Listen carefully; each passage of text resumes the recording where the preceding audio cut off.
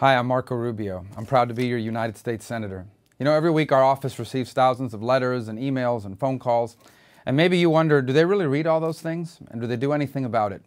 That's why today we're starting a new series where hopefully every week I'll be able to come to you via videos like this and pick a couple of letters that we're getting in the mail, read them out to you, and offer a direct response. I encourage you to write to us or email us because perhaps your letter or email will be one of the ones we respond to. So let's kick this off for the first time. And the first letter that I picked is a letter from Orrin, who lives in North Palm Beach, and he writes, "Dear Senator, first, I am a lifelong Democrat and I did not vote for you. I would ask that you do whatever you possibly can to assist in the House and Senate reaching an agreement to raise the debt ceiling. This is going to require both parties to compromise on taxes and spending, as well as true entitlement reform. I urge you to do everything in your power to avoid the cataclysmic effect that would result if the U.S. fails to raise its debt ceiling." Well, Orrin, you're right. The debt ceiling debate is extremely important to me, and let me tell you the position I've taken on it. First of all, the reason why we're reaching the debt ceiling is because our government spends money it doesn't have. In essence, a certain amount of money comes in every year, and we spend about $1.5 trillion more than actually take in. We've been doing that for quite a while, and in fact, there's no plan in place to stop that from happening. So that's why they basically have to raise the debt ceiling again this year, because the government needs to borrow more money. A lot of it just to pay the interest on the debt we already have.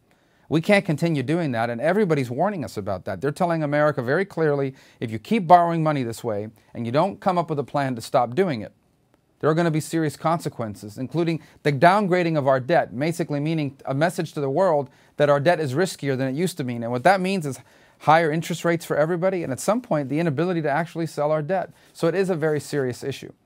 That's why I've said from the beginning, and I've been saying this now since February, that this debt limit debate is not just about the debt limit. It's a perfect opportunity for us to deal with all of the issues that are leading to this debt.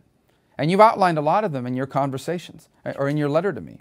Those issues are pretty simple. Number one, we have entitlement programs that are going bankrupt. And I want to save these programs like Medicare and Social Security. I'm for saving these programs. But to save them means we have to reform them. If we leave them the way they are right now, they're going to go bankrupt. And so I think we need to come up with ideas, and unfortunately there are many people in Washington that don't want to come up with ideas about how to save these programs because they'd rather use these issues to win elections, and I think that's unfortunate for our country. I think we need a balanced budget amendment. I think we need a spending cap so that we can put government on a diet, basically, so that government can't grow any faster than our economy is growing.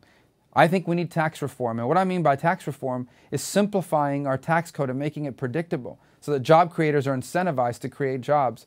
If you go out and you talk to people like I have, small business owners and large business owners, job creators, they'll tell you that one of the things that scares them is the tax code, but also the regulatory environment, the amount of regulations that they have to comply with in order to open a business. And look, no matter how much we may try to cut, we cannot simply cut our way out of this crisis. We have to grow our way out of it as well. That means we have to grow our economy, which means the creation of jobs. No one's talking about jobs anymore. It's critically important that our government create an environment where the job creators are incentivized to go out and create jobs. So what I've said is that I want to use this debt limit debate as an opportunity to talk about all of these things. I said it back in February. I'm sad to report to you that not much is happening. Even as I sit here recording this, the Senate's done virtually nothing with regards to these issues, and time is running out. So I share your sense of urgency, and I hope we can make a difference throughout this debate. The second letter is from Will, who lives in Palm Bay. He writes, "Hello, I'm Will. I'm 14 from Palm Bay, Florida. I would just like to send you this addressing spending of our money. I think that it's crazy how we seem to be spending all this money to help others when we are the ones needing help. I love this country, and I hate to see what's happening with the spending. Our debt is tremendous, and I would just like to say I'd like to see money go towards us, the United States of America. I understand others need help, but we've already done so much that we're hurting ourselves. If you could please keep that in mind next time you need to vote for something involving spending of our money. Thanks for everything." Signed, Will from Palm Bay, Florida. Well, I think what you're alluding to when you talk about others is foreign aid, and we certainly have to be more careful about how we spend foreign aid. Listen, there's never been a time in American history where we can afford to throw away money, and certainly this is not it either. On the other hand, I think sometimes in the press and in the minds of many, our foreign aid is exaggerated. It really is a minuscule part of our overall budget, and it's not the reason why we have this growing debt in America. Foreign aid is important. If it's done right, it spreads America's influence around the world in a positive way. Let me give you an example. Under President Bush, the United States undertook funding of HIV medicines throughout Africa. 4 million people in Africa today are living with HIVs and haven't died from AIDS, and are living with HIV because of the foreign aid and generosity of the American people. The result is not just the humanitarian aid that we've provided. It's also made America extremely popular throughout the continent of Africa. That's a positive thing for our future. These are allies that in the future could help us, not just in political struggles, but who can be our partners in economic trade. Let me tell you, a world where people are prosperous and free to grow their economies and pursue their own dreams and ambitions is a better world for all of us. Because that means the things that you'll invent and sell when you grow up, there are more people around the world that will be available to buy them. So all of those are good things, and they're important for America to be involved with foreign aid.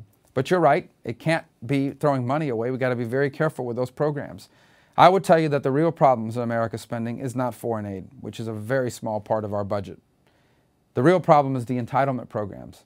Programs that aren't going to exist by the time I retire, much less by the time you retire, unless we do something about them now. One example is Medicare, which is an insurance program for retirees. The program's going bankrupt. It'll be bankrupt in about 10 years. That means that long before I retire, there won't be a Medicare, and it'll help bankrupt America. You can just imagine what it will look like by the time you retire.